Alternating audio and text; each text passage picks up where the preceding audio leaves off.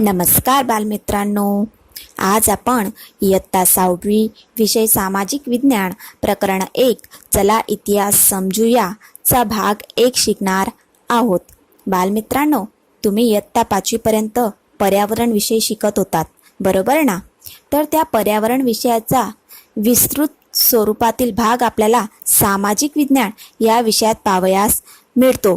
तर इयत्ता 6वी पासून तुम्हाला सामाजिक विज्ञान हा नवीन विषय शिकायचा आहे, ज्यात इतिहास हा विषय पण येतो. तर आपल्याला इयत्ता 6वीच्या सामाजिक विज्ञानाच्या अभ्यासक्रमात इतिहास हा रसप्रद विषय जाणायचा आहे.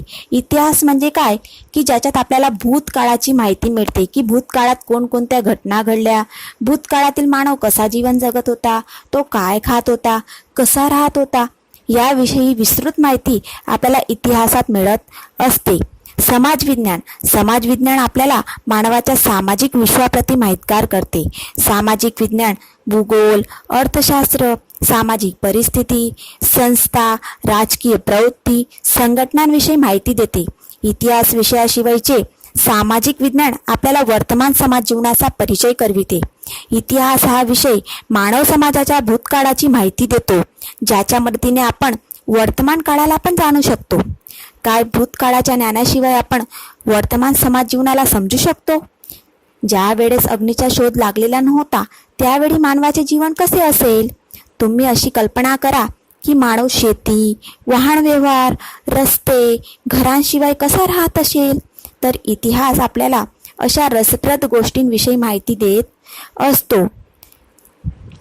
आज आपल्याजवळ स्वयंपाक करण्यासाठी गॅस आहे, जेवणासाठी गहू, तांदूळ, ज्वारी, सर्व प्रकारचे धान्य उपलब्ध आहेत, सर्व प्रकारच्या भाजीपाला उपलब्ध आहेत. पण आधीच्या काळात असं नव्हतं. आधीच्या काळात कुठल्याही प्रकारचे साधनं उपलब्ध नव्हते. साधी अग्नीसुद्धा नव्हती. ती अग्नीसुद्धा मानवाने तिचा शोध लावला तेव्हा ती अग्नी निर्माण झाली. तर मग या सर्व गोष्टी आपल्याला अग्नीचा शोध कसा लागला असेल, मानव काय खात असेल, या सर्व गोष्टींची माहिती आपल्याला इतिहासात मिळत असते. आणि त्यावेळेस मानवाने अग्नीचा शोध लावला, शेती करायला सुरुवात केली, म्हणून आज आपण हे सुख आणि समृद्धीचे जीवन जगत आहोत. इतिहास आपल्याला भूतकाळातील प्राचीन जीवनाची माहिती देतो की प्राचीन काळातील लोक कसे जीवन जगत असतील, त्यांचे रीतिरिवाज काय असतील, त्यांचा पोशाख काय असेल, त्यांचा आहार काय असेल. एका युगातून दुसऱ्या युगात, दुसऱ्यातून तिसऱ्या अशा अनेक युगांचे रीतिरिवाज, मान्यता, आहार आणि पोशाखाविषयी माहिती देतो. जणू काही आपण एका नवीनच विश्वात विहार करीत आहोत असे आपल्याला वाटत असते. तर बालमित्रांनो, तुम्हाला असा विचार येत असेल की ह्या सर्व भूतकाळात घडून गेलेल्या गोष्टी आहेत, तर आपण भूतकाळातील मानव समाजाचा अभ्यास का केला पाहिजे? इतिहास मात्र भूतकाळातील गोष्टींसोबतच नाही, तर तो वर्तमान परिस्थितीसोबत कडीचे काम करत असतो. आपले पूर्वज कसे होते, ते कुठे राहत होते, ते काय खात होते, त्यांची समाज व्यवस्था कशी होती, त्यांचं आर्थिक जीवन कसं होतं, या सर्व महत्त्वपूर्ण गोष्टींची माहिती देऊन इतिहास आपल्याला मानव जीवनात आलेल्या परिवर्तनांविषयी माहितगार करवीत असतो. म्हणून आपल्याला इतिहासाचं ज्ञान असणं आवश्यक आहे. इतिहासाशिवाय आपण भूतकाळाची माहिती मिळवू शकत नाही, आणि जोपर्यंत आपल्याला भूतकाळाची माहिती मिळणार नाही तोपर्यंत आपण वर्तमान परिस्थितीमध्ये पण त्यात आलेले परिवर्तनाविषयी जाणू शकणार नाहीत. म्हणून आपल्याला इतिहासाविषयी माहिती मिळवणे आवश्यक आहे. तर आपण आता पुढचा भाग पाहूया, इतिहास जाणण्याचे स्रोत. त्यात आपल्याला चिंतन नावाचा एक मुलगा आहे, तो वर्तमानपत्रात वाचतो की कच्छमध्ये 4000 वर्षापूर्वीचे जुने शहर सापडले. आता आपण कशा प्रकारे जाणू शकतो बरं की हे 4000 वर्षापूर्वीचं शहर आहे? ते कोणी बनवलं असेल, ते कशा रीतीने बनवलं असेल, तेथील लोक काय आहार घेत असतील, कसे कपडे घालत असतील. तर ह्या सर्व गोष्टी 4000 वर्षापूर्वीचं शहर शोधणं आणि त्या शहरात काय काय होतं, ते शहर कसं बांधण्यात आलेलं होतं, या सर्व गोष्टी आपल्याला कशा रीतीने माहीत पडतील बरं? तर त्या आपल्याला इतिहास जाणण्याचे जे स्रोत आहेत, इतिहास जाणण्याचे जे साधनं आहेत, त्या साधनांद्वारे ही सर्व माहिती आपण प्राप्त करू शकतो. बरोबर ना? तर आपल्याला आज इतिहास जाणण्याचे स्रोत कोणकोणते आहेत त्यांच्याविषयी विस्तृत माहिती मिळवायची आहे. तर आपण आता इतिहास जाणण्याच्या स्रोतांविषयी माहिती मिळवू या. तर इतिहास जाणण्यासाठी खालील स्रोतांचा उपयोग होतो. 1.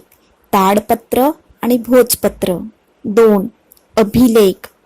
3. सिक्के किंवा चलन. 4. इतिहासकार, पुरातत्वशास्त्रज्ञ आणि प्रवासी. आता या विविध स्रोतांविषयी आपण विस्तृत माहिती मिळवू या. बालमित्रांनो, ज्या प्रकारे आज आपण लिहिण्यासाठी पेन आणि वहीचा उपयोग करतो, त्याप्रमाणे प्राचीन काळातील मानव लिहिण्यासाठी ताडपत्र आणि भोजपत्राचा उपयोग करत असेल. त्याला आपण हस्तप्रत असे म्हणतो. ताडपत्र म्हणजे काय? तर ताडच्या वृक्षाच्या पानांवर लिहिलेले हस्तप्रत. तसेच भोजपत्र म्हणजे हिमालयात आढळणाऱ्या भोर्ज नावाच्या वृक्षाच्या अंतरसालीवर लिहिलेले हस्तप्रत.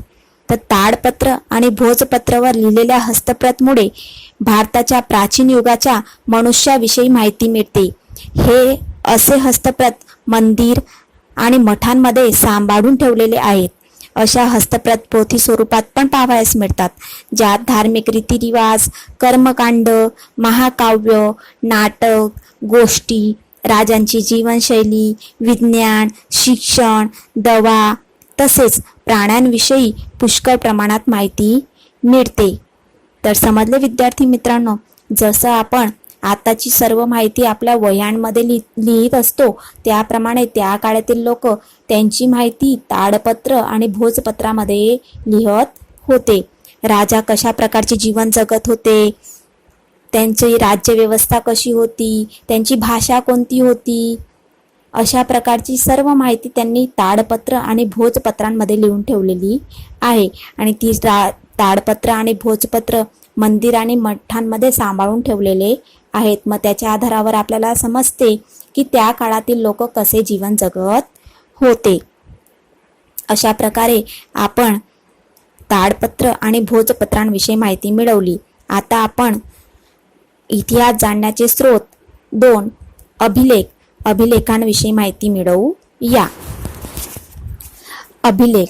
प्राचीन भारतातले अनेक राजा तसेच राणींनी त्यांच्या राज्यविषयक गाथा, धर्म आणि संस्कृतीची माहिती अशा अभिलेखांवर अंकित केली आहे. असे शिलालेख आणि अभिलेखांवर लिहिलेले लिखाण पुष्कळ काळापर्यंत टिकून राहतात. सम्राट अशोकाचे शिलालेख खूपच प्रसिद्ध आहेत. पहिल्या काळात काही राजे किंवा शासक स्वतःच्या शासनविषयक प्रसिद्धीची माहिती धातू किंवा दगडांवर कोरीत होते. काही आदेश किंवा दुसऱ्या राज्याबरोबर समजुती करायची असेल तेव्हा पण त्याची माहिती धातूच्या पत्र्यावर लेखन काम करीत असत. असे लेखन धातू किंवा दगडावर कोरलेले आजही उपलब्ध आहे. अशा लेखनाला अभिलेख असे म्हणतात. जेथे अभिलेख सुरक्षित राखण्यात येते त्याला अभिलेखागार असे म्हणतात. तसेच शिलालेख ज्या त्या ठिकाणी आलेले दगडावरती लिहिलेले आहेत. वर्तमान काळात अशी सरकारी अभिलेखागार आहेत. उदाहरणार्थ दिल्लीमध्ये आलेले राष्ट्रीय अभिलेखागार. तर पुढचा स्रोत आपण शिकणार आहोत ताम्रपत्र. ताम्रपत्र म्हणजे काय की तांब्याच्या पत्र्यावर कोरून लिहिण्यात येणारे लेख, त्याला म्हणतात ताम्रपत्र. तर प्राचीन काळातले जे राजे होते त्यांनी स्वतःची शासन व्यवस्था तसेच स्वतःच्या दानाची माहिती या ताम्रपत्रांवर लिहून ठेवलेली आहे. तर त्याविषयी आपल्याला या ताम्रपत्रांद्वारे माहिती मिळत असते की त्या काळातील राजांची शासन व्यवस्था कशी होती, ते कुठल्या कुठल्या प्रकारचे दान करत होते, त्या काळातील लोक कसे जीवन जगत होते, ही सर्व माहिती आपल्याला ताम्रपत्रांद्वारे मिळत असते. असे मानले जाते की ताम्रपत्रावरचे जे लिखाण आहे ते दीर्घ काळापर्यंत टिकून राहत असते. त्याच्यावर कुठल्याही प्रकारचा परिणाम होत नाही किंवा ते लवकर पुसलेही जात नाही. तर अशा प्रकारचे जे ताम्रपत्र आहेत ते आताच्या काळामध्ये हेमचंद्राचार्य जैन ज्ञान मंदिर पाटण या ठिकाणी, तसेच इन्स्टिट्यूट ऑफ इंडोलॉजी अहमदाबाद या ठिकाणी, भोजे अध्ययन आणि संशोधन विद्याभवन अहमदाबाद, श्री महावीर जैन आराधना केंद्र गांधीनगर येथे संग्रहित करण्यात आलेले आहेत. तर अशा प्रकारचे ताम्रपत्र हस्तप्रते आपण या ठिकाणी जाऊन पाहू शकतो. त्यांच्याविषयी विस्तृत माहिती मिळवू शकतो. त्यांची त्या काळातली लिपी कशी होती ती आपण त्या ताम्रपत्रांवर पाहू शकतो. पुढचा स्रोत आहे सिक्के. सिक्के सुद्धा इतिहास जाणण्याचे महत्त्वाचे स्रोत आहेत. सिक्क्यांवर राजाचे नाव, त्यांचे धर्म, संस्कृती, त्यांचा कार्यकाळ इत्यादी माहिती आपल्याला पाहावयास मिळते. भारतात इसवी सन पूर्वीचे 5व्या शतकाचे पंचमार्क सिक्के सापडले आहेत, जे सर्वात जुने आहेत. तर आपल्या भारतामध्ये इसवी सन पूर्वचे पंचमार्कचे सिक्के पाहावयास मिळालेले आहेत. हे पहा त्यांचे चित्र. या चित्रांमध्ये जे पाहावयास मिळत आहेत ते पंचमार्क सिक्के आहेत. धातूच्या तुकड्यांवर झाप बिंबवण्यासाठी ठस्यांमध्ये ठेवून दाब देऊन बनवण्यात येणाऱ्या सिक्क्यांना पंचमार्क सिक्के असे म्हणतात. तर धातूचे जे तुकडे असतात त्यांच्यामध्ये छाप बिंबवण्यासाठी ठस्यांमध्ये ठेवण्यात येतं आणि त्यावर दाब देण्यात येतो आणि दाब देऊन जे सिक्के बनवण्यात येतात त्यांना पंचमार्क सिक्के असे म्हणतात. तर पुढचा स्रोत आहे इतिहासकार, पुरातत्व शास्त्रज्ञ आणि प्रवासी. तर मानव समाजाचा भूतकाळ जाणण्यासाठी आपल्याला पुरातत्वशास्त्री, ज्यांना इंग्रजीत आर्किओलॉजिस्ट म्हणतात, ते संशोधन करून माहिती देतात.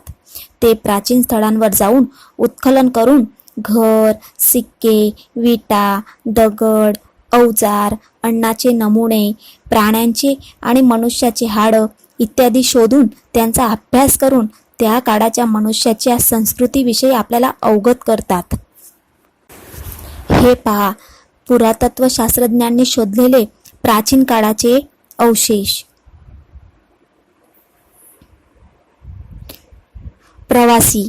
प्राचीन काळापासून मनुष्य एका स्थळाहून दुसऱ्या स्थळी प्रवास करत होता. पुष्कळ प्रवासी दुसऱ्या देशात जाऊन तेथील जीवनशैलीचा अभ्यास करीत. अशा प्रवासांचे प्रवास वर्णनामधून आपल्याला ज्या त्या देशाचा इतिहास आणि संस्कृतीविषयी माहिती मिळते, की ज्या त्या देशात लोक कोणती भाषा बोलत होते, ते कशा प्रकारचे जीवन जगत होते, त्यांची संस्कृती काय होती, त्यांची जीवनशैली काय होती, कशा प्रकारचा आहार होता. अशा विविध गोष्टींची माहिती त्या प्रवाशांनी आपल्या प्रवास वर्णनामध्ये लिहून ठेवलेली आहे. तर त्यातून आपण ती माहिती मिळवत असतो. अशा प्रवाशांमध्ये आपल्याला विविध नावं पाहावयास मिळतात, जसे की मेगस्थनीज, प्लिनी, फाहियान, युवानस्तंग यासारख्या प्रवाशांचा त्या प्रवाशांच्या यादींमध्ये समावेश होत असतो. तर अशा प्रकारे पुरातत्वशास्त्री आणि इतिहासकारांच्या संशोधनाने आपल्याला उत्तर पश्चिम भारतात सिंधू नदीच्या किनारी पसरलेली महान सभ्यतेचे दर्शन होते. भारतात आजपासून 4500 वर्षापूर्वी अनेक शहर अस्तित्वात आले. ह्याच रीतीने गंगा नदीच्या आजूबाजूच्या क्षेत्रांमध्ये आजपासून 2500 वर्षापूर्वी अनेक शहरांचा विकास झाला होता, ते पण आपण जाणू शकतो. ह्या सर्व साधनांनी त्या काळातील मानव समाजाचे रीतिरिवाज, आहार, पोशाख आणि टेक्नॉलॉजी तसेच संस्कृतीची माहिती आपल्याला मिळत असते. भारताच्या अनेक शहरांमध्ये तसेच गावांमध्ये शोधण्यात आलेले कापूस, ज्वारी, गहू यासारखे धान्य तसेच त्याशिवाय विविध प्राण्यांची माहिती आपल्याला मिळत असते. इतिहासकार भूतकाळाचे अध्ययन करतात आणि त्यांना मिळालेल्या साधनांचे ते व्यवस्थितरित्या वर्गीकरण करतात, त्याच्यावर संशोधन करतात, हस्तप्रत, दस्तावेज, अभिलेखातून माहिती एकत्रित करतात आणि नंतर योग्य रीतीने त्याचे आलेखन पण करत असतात. तर अशा प्रकारे इतिहासकार हे भूतकाळाचे अध्ययन करणारे महत्त्वाचे विद्वान मानले जातात. पुरातत्वशास्त्री आणि इतिहासकार भूतकाळाला आपल्यासमोर जिवंत स्वरूपात रजू करत असतात. तर आपण त्यांचे खूप आभार मानले पाहिजे. तर अशा प्रकारे आपण आजच्या भागामध्ये इतिहास, सामाजिक विज्ञान याची प्रस्तावना तसेच इतिहास जाणण्याचे स्रोत, ताडपत्र आणि भोजपत्र, ताम्रपत्र, अभिलेख, सिक्के, पुरातत्वशास्त्रज्ञ आणि प्रवासी यांच्याविषयी आपण माहिती मिळवली. शेष भाग आपण पुढच्या भागात पाहू या.